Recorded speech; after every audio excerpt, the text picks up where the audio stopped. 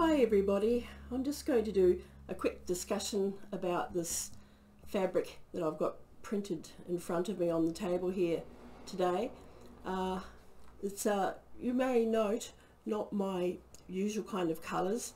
It's very murky, and I just wanted to say that this is something that happens for me a lot in my art. My natural palette that I'm attracted to, that I normally work with, is very bright, pinks, golds, lime greens, yellows, and I have been having a bit of a challenging time lately, and so I printed this fabric a few days ago, and it truly reflects my inner sense of contentment at the moment.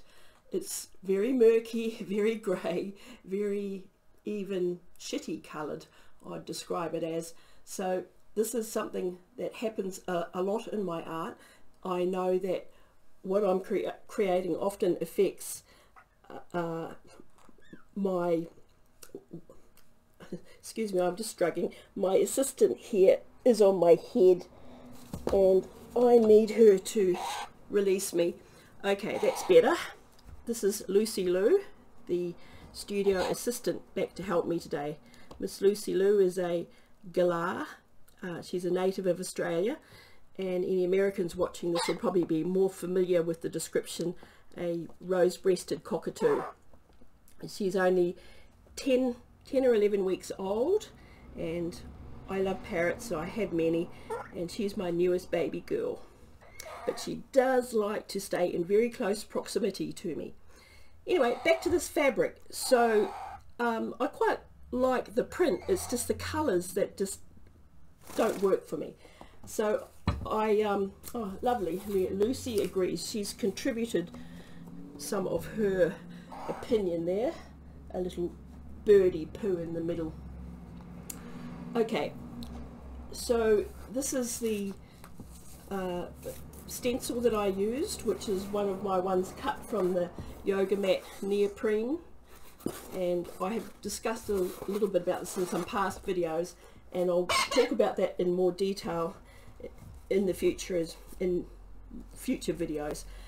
Okay, so this is the neoprene mat that I've cut all those squares out of, and I've used this with this fabric, which I started out doing a discharge, taking out the colour with bleach, and then I used it again to overprint some of the orange and green that's in here.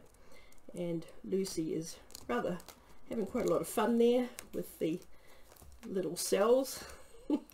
Okay, so what I'm going to do to salvage this fabric, because I just could honestly I just couldn't make a garment out of all this grey glumness, is I'm going to have to introduce some other colours into here. So I've already ripped the large piece into strips and started stripping it up in the way that I often do. Excuse me Lucy Lou, I need to remove that so that we can discuss the next thing. Okay, so from my previous project I had some of this zigzag print, and I've put a strip of that down here, and I've started doing some red decorative stitching here. Let me show you a little bit closer to the camera. Okay, so that's the stitching, and some pieces of strips of, these are little strips of fabric that are cut off or ripped off when I'm working, and I keep them all, and they've been used as decorative features on there as well. And another strip that's been prepared, so I'm going to start stripping this stuff up, adding these other colors in here. And then I've got some other pieces just in my stash from other projects. This lovely sort of pale mossy green ties in very nicely with some of the printing I did on here.